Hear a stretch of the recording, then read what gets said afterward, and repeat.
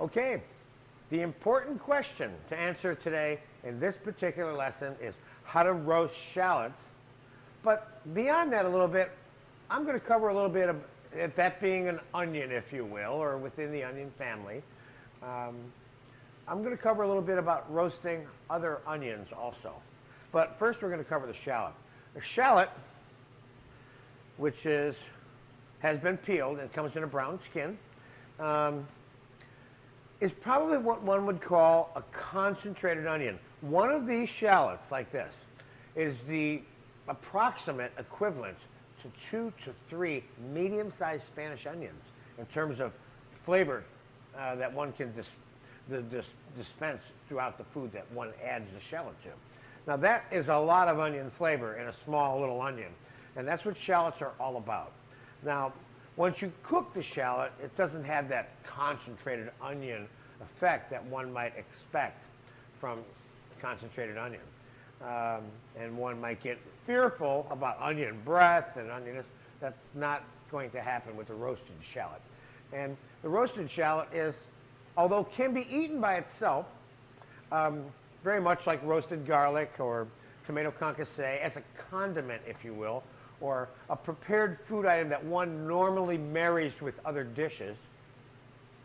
The shallot is unique, and there's some tricks in making the roasted shallots that can also bring you to the plateau of making shallot sauce at the same time, almost. You can make a shallot au jus when you make the roasted shallots that you can use in the place of a sauce with different kinds of roasted, grilled meats and fowl, etc., okay? And I'm going to show you what that juice looks like when the shallots are done.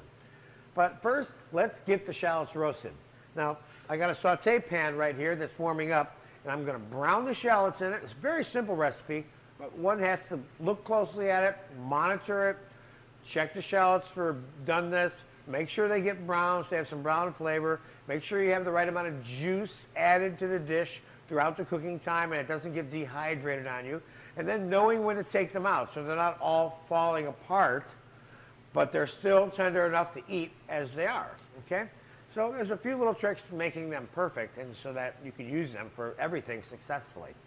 Let's begin by putting a little bit of olive oil, and you can use whole butter. I'll tell you what, let's put a little whole butter in it. You can use olive oil or butter. Now if you use butter, it's going to brown a little faster because the butter, of course, browns faster than olive oil. Let's take a little piece of butter, put that in the dish. This is too hot.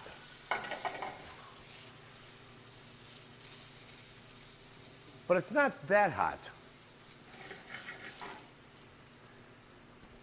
Once again, one would say, I burnt the butter. But the fact of the matter is I did not burn the butter, and I'm going to lower the temperature of the pan immediately by adding the shallots to it. And I'm just going to teach you a little lesson because of what I just did in this particular video to demonstrate the value of brown butter.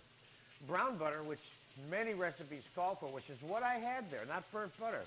Boom, there we go. We want to brown the shallots, we put them in brown butter.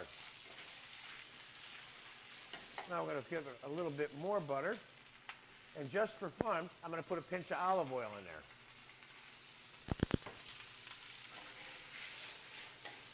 Now you see they're browning quick. And that brown butter is just going to give them that nice nutty, sure, that nice nutty flavor that we're looking for. They're starting to brown, but they're not there yet. We want to get them a little brown on top of the stove before we put them in the oven. Now you could literally just put the shallots without browning them at all if you wanted to reduce like butter or oil or anything like that, and just pour the stock on unbrowned shallots, like we're about to put shallots on the stock on the brown shallots. You can put the stock on unbrowned shallots and just kind of poach them in the stock in the oven and still come out with something very, very tasty. But I generally would recommend that brown the flavor, which is what you're looking for. So tossing them a little bit and getting them brown. Now I'm going to add some salt, pepper, which are probably the two most important ingredients in the cooking world. Being careful, of course, not to put too much salt in anything that's going to have juice in it, which may later be reduced, for fear of it being too salty after it's reduced. And I have here some fresh thyme. This is what fresh thyme looks like. And you can buy this in normal supermarkets. And I have some of it here that I picked. Now, what does picked thyme mean? Picked thyme means that you take the little leaves off the stem. A little tiny bit of stem is not going to hurt you, so don't worry about that. And that's basically how that's picked. Let me do that again for you real quick in case you missed that. See, the beauty of the DVD is you get to back this up and look at it again if you did miss it, but I'll do it anyway, just to save you the trouble. Okay, there you go. Now, we're going to take the thyme, being careful not to burn the shallots while we're doing all this. They're starting to get a little browner than they were before, as you see. And let's chop the thyme that I just picked.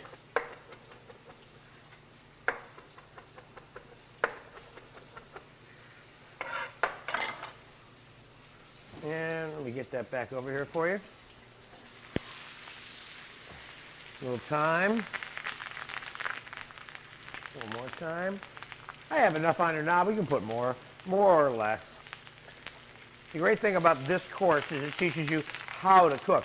You can put a little time, a little more time. It's, you know, I don't want my members that participate in this series of learning to go out there and measure every single thing that they have to do, particularly in the savory food cooking. Some of the sweet confectionery stuff, I will demand that you measure things or they won't come out right. But in this case, a little bit of time, not so much time. All right, they're getting a little bit brown now. So Richard, if you can come in over here on the pan for a second. I have some brown veal juice here, and I'm going to add, they're brown enough for me. I'm going to add some brown veal juice to it like that. And you see how much juice I have there? There's a fair amount. That is the amount that I want to kind of maintain throughout the cooking process. I call these roasted, but only the tops are roasted. They're really kind of braised, half submerged in some juice. Now, if they're only a third submerged, it's not the end of the world. It's still going to come out perfect. Right? But I want a little more juice when I'm done because I want to show you how to take that juice and finish it and use it as a little sauce, too. So we're going to pop this in the oven, just very much like the garlic, roasting the garlic, which is about 325, 350. But in this case, if you want to, you don't have to roast them that slow. You can roast them at 400, 375, 400. Okay, and we're going to let that roast for a while. Probably going to take about a half an hour. Remember, we're roasting them until they're tender enough to eat, and then we're going to pull them out. And I'll be back in a time-elapsed moment here, probably of about 20 minutes, 30 minutes. Okay, we'll be right back. All right, the shallots have been roasted. They are nice and soft and tender. And I'm going to pull them out of the oven. I just checked them, and I'll show you exactly what I mean by soft and tender, but not overcooked, okay?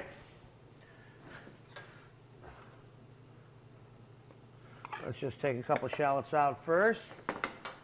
Remember, you see how it's kind of mushing it around like that there, and it's soft. It's soft, tender enough to eat is what it is, okay? But not so tender that they're falling apart to that extent. But I have to cook them as much as I did, okay? Now, here's what I'm going to show you what to do with the shallots.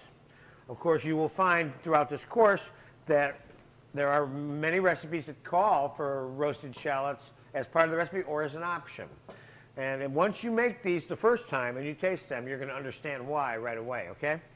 Now, what I'm going to do is I'm going to take all the shallots.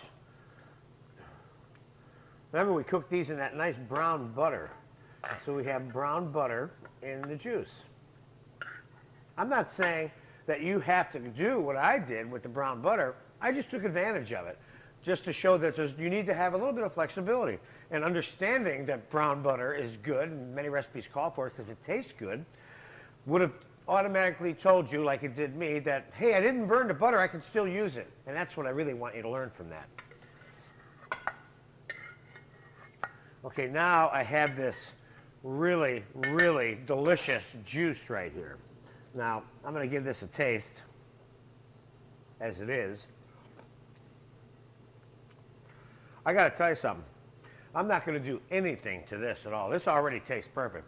A little bit of salt and pepper and the thyme and the butter and the olive oil combination made this complete.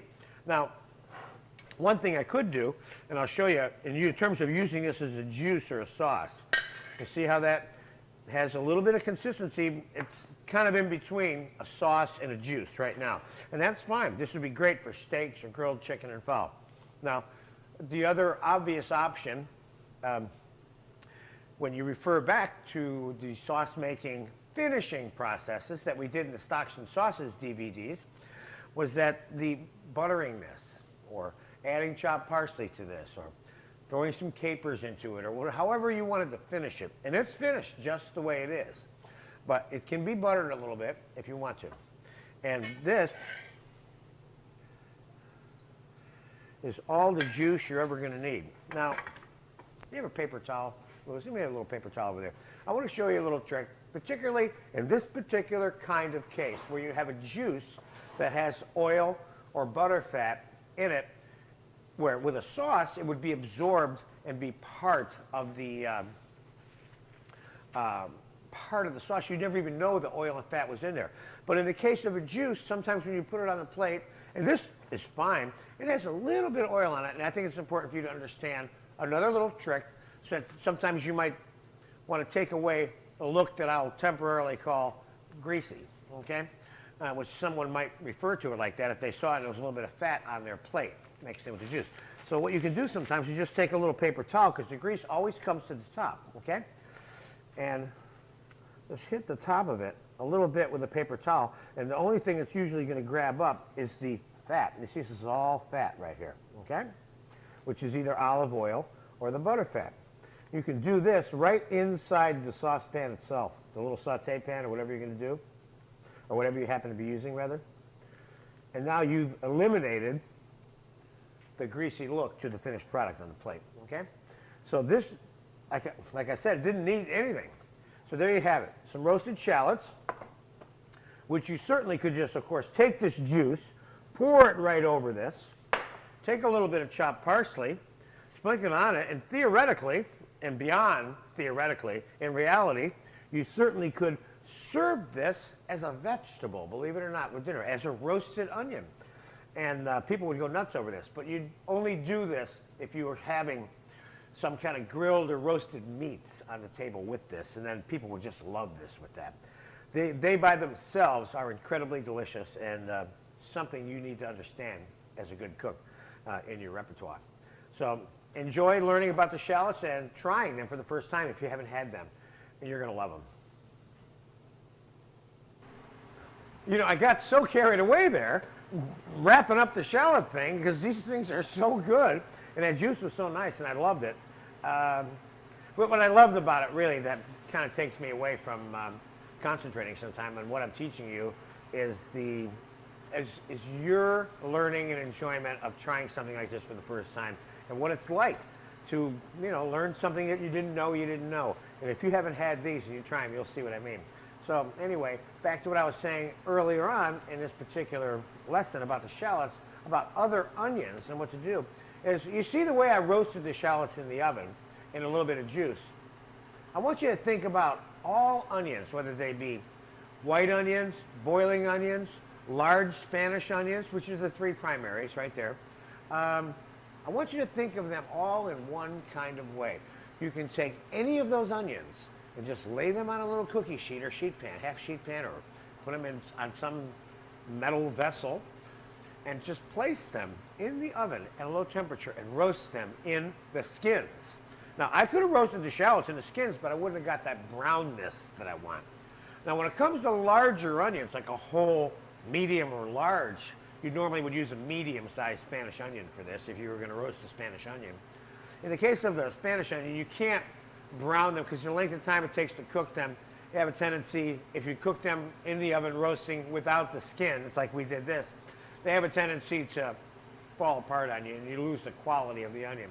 One of the things that you get by roasting a white boiling onion or a white onion or a dry Spanish onion in an oven with their skins on is you get to keep them intact.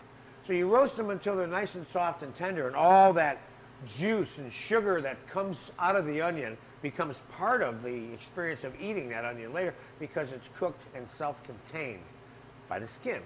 What happens is you cook them until they're soft and tender. You take them out, you let them cool for a while, you cut them in half, and then you carefully peel them and leave the stems and the root intact, the little fuzzy part and then the pointed part at the bottom, to kind of hold these half onions together.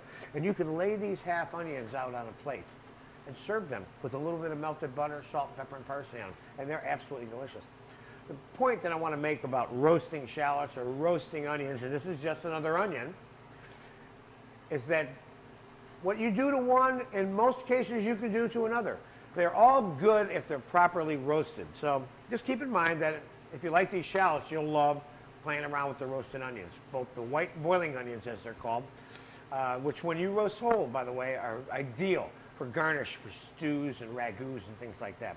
Or the white onions, which are not ideal for that because they're too big, or the dry Spanish onions.